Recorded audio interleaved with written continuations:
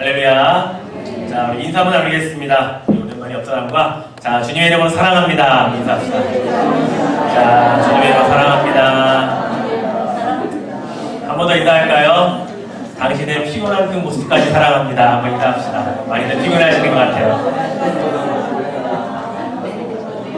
예, 우리 주님 안에서 오늘 말씀을 듣는 시간을 통해 여러분의 육신의, 정신의 모든 피곤함들이 사라지기를 주의 이름으로 축원해 드립니다.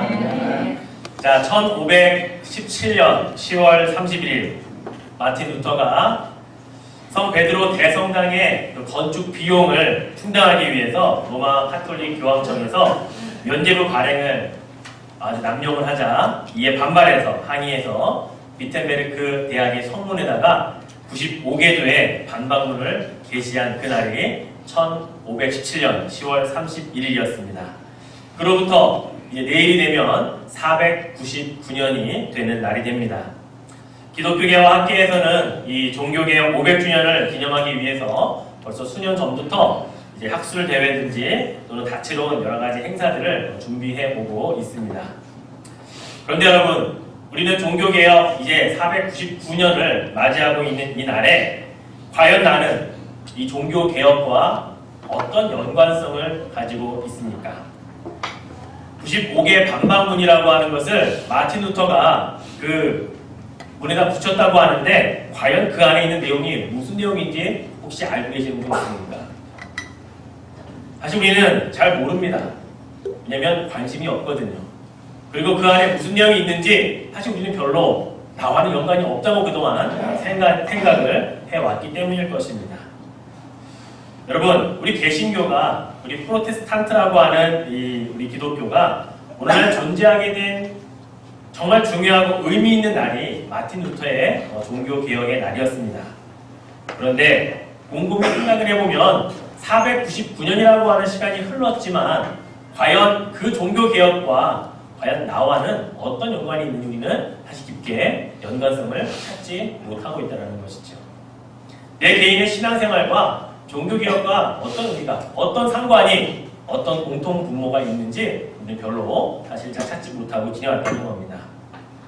어쩌면 종교개혁은 말 그대로 히스토리컬 이벤트입니다. 그러나 내 개인, 퍼스널 이벤트와는 아무런 상관이 없으니까 우리는 종교개혁을 그냥 또 이렇게 오늘 지나가고 내년이면 또 500주년을 그대로 맞이하게 될 겁니다. 저는 한 주간 동안 곰곰이 묵상하며 생각을 해보았습니다. 과연 우리는 내 개인적인 신앙생활과 이 499년 전에 있었던 종교개혁을 어떻게 연관성을 좀 지어야 할까? 어떻게, 아니 무엇이 과연 나를 이 종교개혁이라고 하는 이 의미에 우리를 한번 그 안에 깊이 담궈볼까? 라는 고민을 해봤습니다. 그래서 제가 오늘 설교의 제목도 신앙생활과 종교개혁을 묶어서 앞에 두 글자 신앙, 뒤에 두 글자 개혁, 그래서 신앙개혁이라고 제가 설교 제목을 붙여봤습니다. 그런데 그냥 신앙개혁이 아니라 그 앞에 행복한이라고 하는 단어를 덧붙였습니다. 여러분, 개혁이라고 하는 말은 행복이라는 말과는 어울리지 않는 단어입니다. 개혁하는 것에는 아픔이 있고 고통이 있고 여러 가지 환란이 있기 마련이거든요. 그런데 그것이 어떻게 행복이라는 단어와 연관이 됩니까?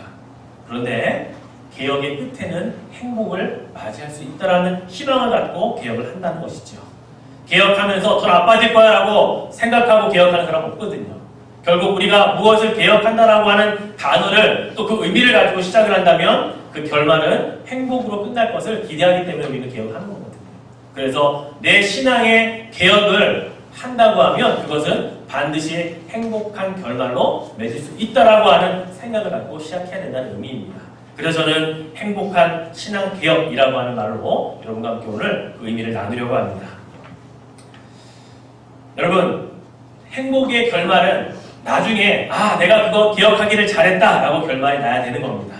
참 의미 있었다, 보람이 있었다, 그렇게 내 신앙을 기억하기를 참 잘해서 지금 행복하다, 이것이 우리의 마지막이어야 한다고 하는 거죠. 저는 오늘 여러분과 함께 마틴 루터가 비텐베르크 성당 그 정문에 붙인 이 95개조 방법문 가운데 첫 번째 항목과 마지막 항목, 제1개 항목과 95번째 항목, 이 두 가지 항목을 함께 여러분과 나누려고 합니다. 그래서 과연 종교개혁을 시작하는 마틴 루터의 첫 번째 항목은 왜 이렇게 시작을 했고 그리고 마지막은 이렇게 끝맺렸는지를 통해서 오늘 내 신앙은 개혁할 부분이 없는지 한번 돌아보는 시간이 되었으면 합니다.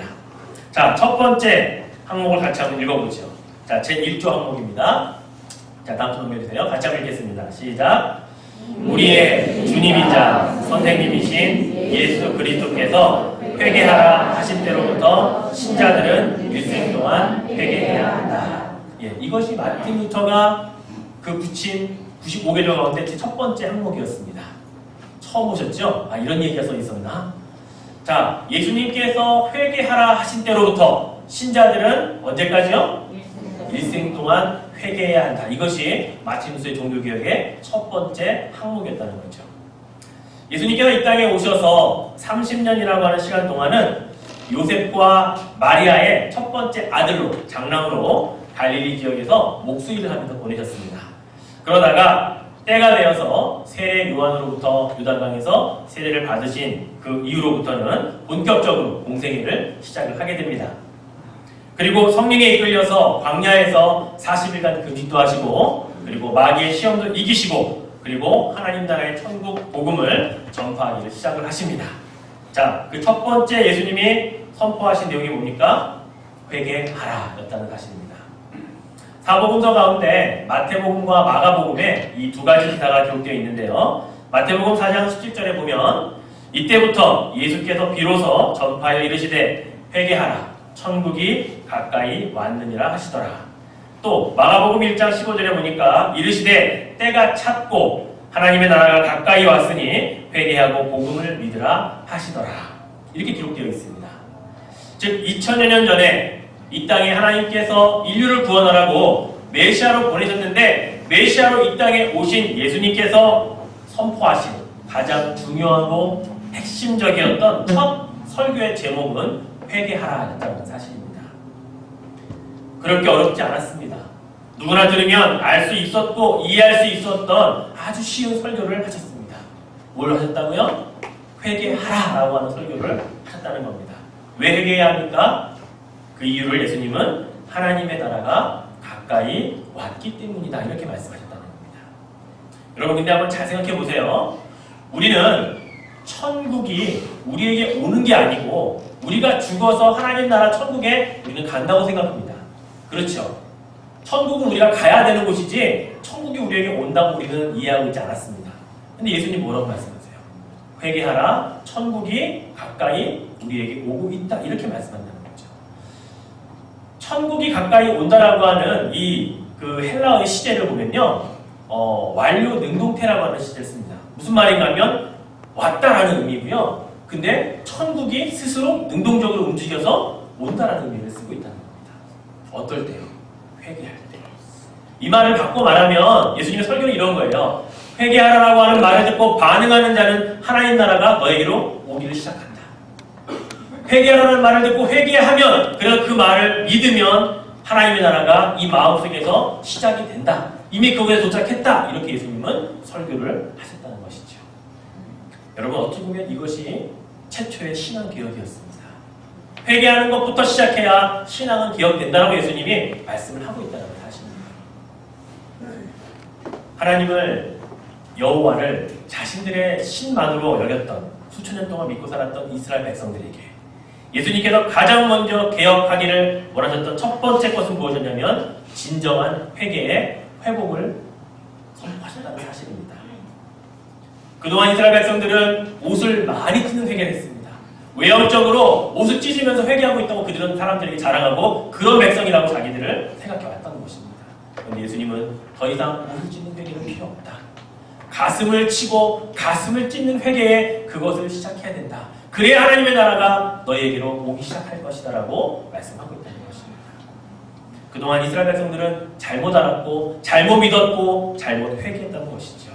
그러나 예수님께서 이제 그들에게 제대로 된 회개, 신앙의 회복의 첫 단추는 바로 회개하는 것부터 시작해야 된다고 말씀하고 있다는 것입니다. 마틴 루터가 이것을 놓치지 않았습니다. 왜 예수님께서 이 땅에 오셔서 가장 먼저 하신 설교의 제목이 왜 메시지가 회개하라였는지, 이게 신앙개혁의 시작이구나. 이게 종교가 개혁되어야 할 출발점이구나. 그는 알았던 것이죠. 그래서 1번 항에 제 첫 번째 항목에 예수님이 회개하라 명령하신 그때부터 신자들은 일생 동안 회개해야 한다. 이것으로 첫 번째 일함을 그는 채웠던 것입니다. 여러분, 첫 번째 조항에 여러분도 동의를 하십니까? 여러분의 신앙개혁은 뭐부터 해야 됩니까? 회개부터 시작해야 된다는 겁니다. 예수님도 그렇게 말씀하셨고 마틴 루터의 종교개혁도 이것부터 시작이 되었기 때문이죠. 여러분, 회개는 한 번 하고 끝나는 건 아닙니다. 예수님 믿을 때 한 번 하는 것으로 마무리되는 게 아닙니다. 회개는 우리가 주님 앞에 가는 그날까지 일생 동안 회개하는 자로 살아야 한다는 사실을 기억하시기를 바랍니다. 여러분, 회개는 여러분에게 결코 어려운 것이 되어서는 안 됩니다. 회개는 여러분을 부끄럽게 하기 위해 만들어 놓은 종교적인 행위가 아닙니다. 회개는 하나님 앞에 여러분을 다시 한번 있는 모습 그대로 보여드리는 그러한 시간이라는 사실입니다. 여러분, 목욕탕에 가셔서 옷을 다 벗고 거울 앞에 섰을 때 여러분의 모습이 부끄럽다고 숨거나 가리시는 분 있습니까? 그렇지 않잖아요. 회개가 그런 거예요. 하나님 앞에 다 부끄럽고 벌거벗고 내어놓지만 하나님 앞에 부끄러워하는 모습이 회개가 아니라 하나님 제 몸에 이게 묻었습니다. 하나님 제 몸이 이렇게 더럽습니다. 라고 하나님께 내어놓는 것이 회개라는 거죠. 그것을 부끄러워하는 사람 없잖아요. 목욕탕에 가서 못 벗었다고 누가 부끄러워합니까? 그런데 그 앞에서 우리는 세상의 거울을 보는 것이 아니고 하나님의 말씀의 거울을 보면서 이게 묻었구나. 나 몰랐네. 내 머리가 엉클어졌는데 몰랐네라고 머리도 다듬고 더러운 데도 닦고 지우는 작업, 이것이 바로 회개라고 하는 거죠. 이게 바로 주님께서 회개하라라고 우리에게 말씀하셨다는 사실입니다. 여러분, 마틴 루터가 종교개혁의 첫 번째 항으로 회개하라, 회개의 회복을 그 안에 넣었다면 이제 우리 그것으로 시작된 우리 개신교 성도들은 가장 먼저 신앙개혁을 위해 첫 번째 회개하는 일부터 제대로 시작할 수 있기를 주의 이름으로 축원해 드리겠습니다. 자, 마지막에 95번째 항목도 한번 같이 읽어보겠습니다. 95조를 같이 읽겠습니다. 그리고 그들은 보장된 평화를 통해서가 아니라 많은 역경을 통해서 천국에 들어가게 되리라 확신해야 한다. 이것이 마지막 조항입니다. 이 말씀은 어떤 의미를 담고 있냐면 마틴 루터가 교환이나 이 사제들을 통해서 죄를 사해주겠다고 하는 이 면죄부를 많은 사람들이 사면서 마음에 평안을 얻었습니다. 나 면죄부 샀으니까 내 죄가 없어졌다. 면죄부 샀으니까 나 이제 이것만 가지고 있으면 천국 간다. 이렇게 그들은 생각을 하면서 마음에 평안을 얻었다는 겁니다. 그런데 이 평안은 가짜 평안이라는 거죠. 가짜 평안이었다는 겁니다. 이것 가지고는 천국에 갈 수가 없다라고 마틴 루터가 마지막 95개의 항목을 이것으로 채우고 있다는 것이죠. 참 재미있게도 여러분, 마틴 루터가 1개조부터 95개 항목을 어디서 작성했는지 아십니까? 화장실에 작성했다고 합니다. 그가 있던 비텐베르크 성당에 화장실에 앉아서 1개부터 95개까지 다 작성했다고 그렇게 이야기합니다. 지금도 최근에 그 성당에서 그 화장실이 발견돼서 사람들이 거기 들어가면 한 번씩 앉아 나온다고 하죠. 마틴 루터의 그 생각을 한번 밟아보려고. 여러분, 마지막 95개 항목에 가짜 평화를 통해서 하나님께 나라에 들어가는 것 아니다라고 말하면서 하나님 나라에 들어가는 올바른 방법은 바로 많은 역경을 통해서 통과한 후에 하나님 나라에 들어가게 된다. 이렇게 이야기를 하고 있다는 거죠. 자, 이 조항에 근거가 있습니다. 바로 우리가 함께 읽은 사도행전 14장 22절 이 말씀이 95개의 마지막 항목의 근거가 되는 말씀입니다. 자, 본문을 우리 다시 한번 같이 읽어볼까요? 제자들의 마음을 굳게 하여 이 믿음에 머물러 있으라 권하고 또 우리가 하나님의 나라에 들어가려면 많은 환난을 겪어야 할 것이라 하고. 사도행전 14장은 사도 바울과 바나바가 함께 전도를 하면서 여러 곳을 여행한 이야기를 기록하고 있습니다. 특히 루스드라라고 하는 곳에 들어갔을 때에는 나면서부터 안진뱅이 된 자를 고쳐주었더니 그 사람들이 바울과 바나바를 신처럼 떠받들려고 합니다. 와서 막 절하고 제사를 드리려고 막 와가지고 하는 상황도 벌어집니다. 그래서 바울하고 바나바가 그 가운데 들어가서 옷을 찢으며 사람들아 왜 우리에게 이렇게 신처럼 대하느냐, 우리는 당신들과 똑같은 사람이다, 이런 이야기들이 14장에 기록이 되어 있어요. 또 어떤 내용이 있냐면 안디옥에서부터 유대인들이 바울을 죽이기 위해 찾아왔습니다. 그리고 거기에서 바울에게 돌을 던져서 그를 쓰러뜨리는 게 죽은 줄 알고 성 밖에 내다 버린 사건도 사도행전 14장에 기록되어 있는 사건입니다. 이제 바울은 죽지 않고 다시 일어나서 또 바나바와 함께 전도 여행을 떠납니다. 그러다가 그들이 안디옥에 들렀을 때에 바나바와 바울이 한 말이 오늘 본문 읽었던 14장 22절의 기록입니다. 거기에 있는 안디옥의 제자들이 이렇게 이야기합니다. 제자들아, 마음을 굳게 해라. 그리고 이 믿음에서 머물러 있어라. 또 한 가지 기억할 것은 우리가 하나님 나라에 들어가기까지 얼마나 많은 환난을 겪어야 할 것을 당신들은 알아야 한다. 이렇게 이야기했다는 겁니다. 마틴 루터가 종교개혁의 끝자락에 95개의 마지막 항목에 사도 바울이 안디옥에서 제자들에게 한 이 권면을 기초로 해서 95번째 항목을 작성했다는 것이죠. 우리 믿는 자들이 가만히 기다린다고 천국이 오는 건 아니고 그냥 가만히 기다렸다가 천국 가는 것 아니고 천국에 들어가기까지 주님 주신 사역을 감당하다가 주님 주신 일들을 하기 위해서는 여러 가지 환난이 오는 것 당연하고 그것을 반드시 통과하고 그것을 겪어서 하나님 나라에 들어가야 한다. 이것이 95개의 마지막 조항이었다는 사실입니다. 어쩌면 마틴 루터도 사도 바울처럼 돌에 맞을 각오로 이 조항을 마무리했는지 모르겠습니다. 그는 지금 대학의 교수로 있었거든요. 그는 교황청에서 인정하는 사제로 있으면서 사실 이런 거 안 해도 편안하게 그는 살 수 있었거든요. 그런데 그는 이 조항의 마지막 항목을 적고 이것을 붙임으로 말미암아 앞으로 일어날 환난 그리고 그가 겪어야 할 여러 가지 시험들을 인내하고 겪어내서 천국에 들어가기까지 수고하겠노라고 그는 다짐을 했다는 사실입니다. 사랑하는 성도 여러분, 마틴 루터가 499년 전에 95개 조항을 작성을 하면서 첫 번째 조항은 회개하라로 시작을 해서 마지막 95번째 조항은 많은 환난을 겪은 후에 하나님 나라에 들어가자 이렇게 그는 기록을 하고 있다는 사실입니다. 신앙개혁의 시작은 내가 먼저 회개하는 것을 시작하는 거구나. 그리고 마지막까지 하나님 나라에 들어가기 합당한 사람이 되기 위해서는 많은 환난이 있어도 그것을 겪어내고 이겨서 그곳에 들어가기 합당한 사람이 되어야 하는 것이구나. 그렇게 이해하고 다짐을 했다고 볼 수 있는 것이죠. 종교개혁은 다른 말로 바꾸면 카톨릭에 대항해서 프로테스탄트가 시작된 여성에게는 대사건이 있는 날입니다. 기독교가 시작된 날이라고 볼 수가 있겠죠.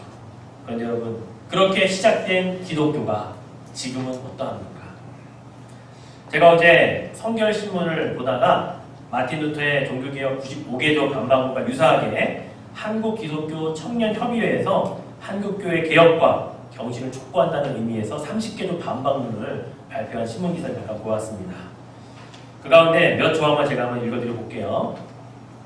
개교의 성장에만 몰두하다 보니 그리스도의 몸된 교회가 진정으로 함께해야 할 일들을 망각하고 있다. 교회의 사명은 개교회의 양적 성장이 아니라 교회와 그리스도인의 역할에 대해 고민하는 것이다. 또 다른 항목은요. 금권 선거 등 불법과 편법이 난무하고 있는 상황은 교회의 자정 능력을 상실하게 만든다. 교회는 이를 타파하고 세상 속의 도덕적 바로미터가 되어야 한다. 이런 항목들도 있었다고 합니다. 틀린 말 하나도 없습니다. 모두가 교회가 갱신되어야 할 부분들이고 변화되어야 할 부분들을 청년들의 눈으로, 청년들의 시각으로 잘 꼬집어서 30개 항목을 제대로 반박을 하고 있습니다. 그럼 여러분, 문제는 499년 전에 마틴 루터가 시작한 종교개혁이 언제 완성이 되었습니까? 기독교 역사 어느 시점에서 이 정도면 마틴 루터의 종교개혁은 이제 완성되었다라고 선언한 때가 있었냐고요. 499년이 흘렀지만 아직도 그 어느 누구도 종교개혁이 끝났다라고 말할 사람은 없습니다. 바꿔 말하면 지금도 종교개혁은 계속해서 일어나고 있고 일어나야 한다는 거거든요. 이렇게 굳이 30개조의 반박문을 이야기하지 않아도 지금도 계속해서 교회는 자정해야 되고 새로워져야 되고 무엇보다 우리 개인들의 신앙은 지금도 개혁이 일어나야 한다는 사실을 우리는 알아야 된다는 겁니다. 완성되지 않았어요. 종교개혁의 시작이 되었을 뿐이지 종교개혁을 그 누구도 마무리 짓지 않았다는 사실입니다. 여러분, 종교개혁을 시작하면서 마틴 루터가 세 가지 아주 중요한 이 정신을 우리들에게 선언했습니다. 첫 번째가 오직 성경으로 솔라 스크립투라라고 이야기했습니다. 오직 은혜로만 솔라 그라시아, 그리고 오직 믿음으로 솔라 피데, 이렇게 강조를 했거든요. 이 정신을, 이 원리를 우리는 지금도 회복해야 됩니다. 이것을 따라 우리 스스로를 개혁하는 신앙의 개혁이 있어야 합니다. 이게 바로 지금도 종교개혁은 계속해서 일어나고 있고 일어나야 하는 그런 당위성을 우리들에게 주는 그런 원리라고 볼 수가 있는 것이죠. 여러분, 오직 성경으로, 하나님의 말씀으로 다시 돌아가야 한다는 말입니다. 내 생각, 내 삶의 방식, 내 말과 행동의 기준들이 어디에 근거해서 살아야 되냐면 하나님의 말씀에 근거해서 살아야 하는데, 그렇지 못하고 너무나 많이 지금 벗어나 있다면 다시 오직 성경으로, 솔라 스크립처로 돌아가야 된다는 이야기입니다. 그런데 여러분, 다시 하나님의 말씀으로 돌아가려고 바꾸려고 하지 않아요. 왜냐하면 지금이 편하거든요. 말씀에 맞추지 않아도 되고, 굳이 말씀을 찾으려 노력 안 해도 되고, 내 생각, 내 행동 그냥 이 정도면 괜찮게 뻔히 하고 우리는 살아가기 때문에 솔라 스크립트라, 오직 성경으로라고 하는 이 모토가 우리 삶에서 사라져버렸다는 거죠. 하나님의 말씀으로 돌아갈 이유도 없고, 말씀을 굳이 찾아서 가까이 하지 않아도 신앙생활 잘하고 있다고 믿고 있고 그렇게 살고 있기 때문에 우리는 종교개혁을 스스로 마치고 있지 않냐는 것입니다. 여러분 어떠십니까? 아무리 바빠도 다른 것 할 시간, 여러분이 좋아하는 걸 할 시간을 소중히 여기고 그 시간을 보호하면서 말씀을 공부할 시간은 다른 것과 얼마나 수도 없이 많이 바꾸고 있습니까? 오직 성경으로 돌아가라고 하는 종교개혁의 모토가 여러분이 지금 적용이 되고 있냐? 우리는 왜 그렇게 다른 시간과는 성경 있는 시간을 많이 바꾸는지, 우리는 참으로 종교개혁을 할 대상임에도 불구하고 우리는 그곳에서 점점 멀어지고 있다는 것을 우리 다시 한번 깨달아야 한다는 사실입니다. 여러분, 마틴 루터의 499년 전에 그 정신, 오직 말씀으로, 오직 성경으로 주장했던 그것으로 다시 돌아갈 수 있기를 축복해 드리겠습니다. 두 번째, 오직 은혜로만 그가 선언했습니다. 당시에는 사람들이 면죄부를 사서 죄사함도 받고 구원도 받고 천국도 간다라고 그들은 주장을 했습니다. 그렇게 믿고 있었습니다. 그러나 마틴 루터는 그거 아니라고 말합니다. 그것 가지고 하나님 나라 가는 것 아니다. 오직 은혜로만, 하나님이 우리를 사랑하시는 주의 은혜가 아니고서는 그 어떠한 것도 우리에게 허락되지 않는다라고 그는 주장을 한 것이죠. 그런데 지금도 여전히 우리는 하나님의 은혜가 아닌 것을 너무나 많이 구합니다. 하나님의 은혜가 아닌 것을 받고서도 우리는 살아갈 수 있다고 그렇게 여기고 살아가고 있습니다. 오직 은혜로만 살아야 하는데, 하나님의 은혜가 아니고서는 조금도 살 수 없다고 우리 그렇게 마음에 간직하고 살아야 되는데, 우리는 은혜가 아니고서도 충분히 잘 살고 있다고 스스로를 믿고 있다는 사실이죠. 여러분에게 은혜로만 살아야겠다고 하는 간절함이 회복되기를 축원해 드립니다. 마지막, 오직 믿음으로, 하나님께 나 같은 죄인을 사랑해 주셔서 나를 구원해 주셔서 감사합니다라고 하는 그것이 믿음이 아니겠습니까? 하나님 우리에게 그러한 구원을 주신 이후에 의롭다라고 우리를 칭해 주셨습니다. 그래서 우리는 의인이 되었지요. 성경은 우리를 의인이라고 말합니다. 그러나 의인은 어떻게 살아야 합니까? 로마서 1장 17절에 의인은 믿음으로 말미암아 살아야 된다라고 가르침을 주고 있습니다. 그렇습니다. 다른 방법들도 많아요. 다르게 살 수 있는 길도 얼마든지 있습니다. 세상은 우리를 그 길로 오라고 인도합니다. 굳이 믿음이 아니어도 얼마든지 교회 생활할 수 있고 신앙생활할 수 있다고 우리를 유혹합니다. 공사 잘하면 된다고 말합니다. 그냥 교회 가서 헌금 잘하면 된다고 말합니다. 믿음 그거 중요하지 않다고 우리는 그렇게 이야기합니다. 그러나 하나님의 말씀은 오직 믿음으로 살아야 그가 의인이고, 의인은 오직 믿음으로 살라고 우리를 강조하고 있다는 사실을 분명히 기억하시기를 바랍니다. 믿음을 가지고 살아야 합니다. 믿음만 있으면, 믿음의 배짱만 있으면 어떤 역경과 고난이, 환난이 와도 그것을 이길 수 있는 그런 삶을 살 수 있다는 것을 우리가 믿음을 가지고 살아서 간증하는 그런 여러분이 되실 수 있기를 축원해 드립니다. 말씀을 맺겠습니다. 서두에도 말씀드렸지만 개혁이라는 말과 행복이라는 말은 사실은 어울리지 않습니다. 개혁을 하면 할수록 힘든 과정이 있고, 개혁을 하기 싫고 또 여러 가지 어려운 일들이 우리에게 다가오기 때문에 그렇습니다. 그러나 신앙 개혁 안에 바로 행복이라고 하는 그 단어를 우리가 가지고 있다면 우리는 다르게 살 수가 있습니다. 왜요? 결말이 행복인 것을 추구하기 때문에 과정을 우리는 즐길 줄 알고, 과정이 힘들어도 그것을 누릴 수 있기 때문에 그렇습니다. 여러분, 결말이 행복한 것을 아는 자들은 과정에 괴로워하지 않습니다. 결말이 정말 너무나도 해피엔딩으로 끝날 것을 아는 자들은 과정이 슬프고 어렵다 그래서 그것을 낙마하거나 좌절하지 않아요. 즐기고 할 수 있는 힘을 가질 수 있기 때문에 그렇습니다. 사랑하는 성도 여러분, 개혁은 한 번으로 끝나지 않습니다.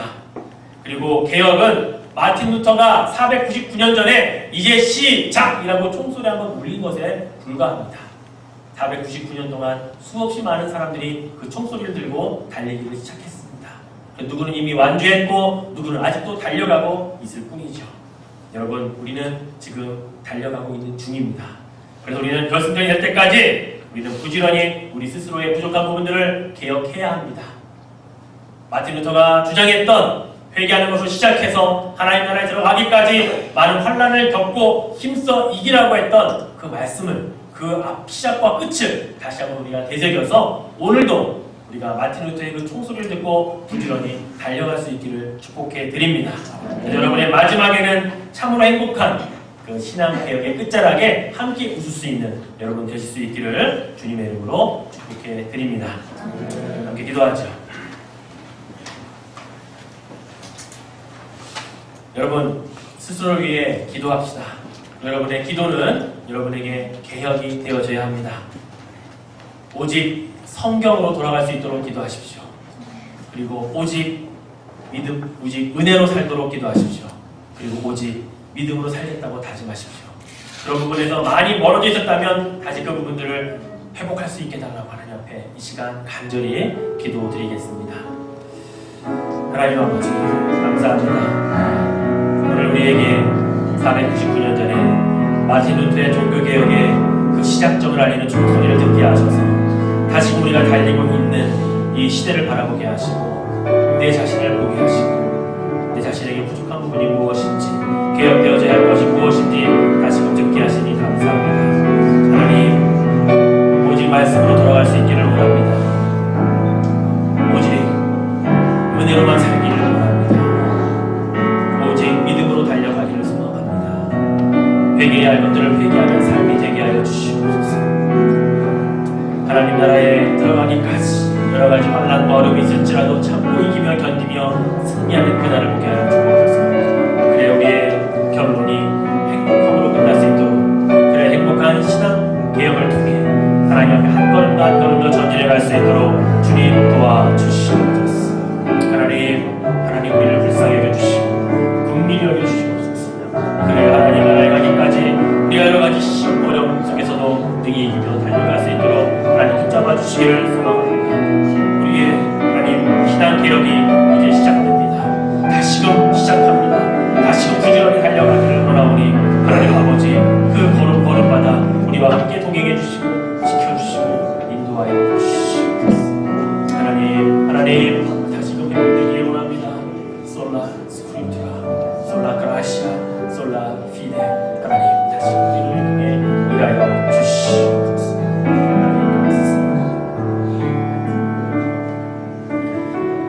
하나님, 오늘 우리는 499년 전에 마틴 루터가 95개의 반박문을 위텐베르크 성당 정문에 붙임으로 이제 종교개혁이 시작된다고 총소리를 울린 그 이야기를 들으며 다시금 우리도 그 총소리에 맞춰서 달려가고 있는 모습을 보게 됩니다.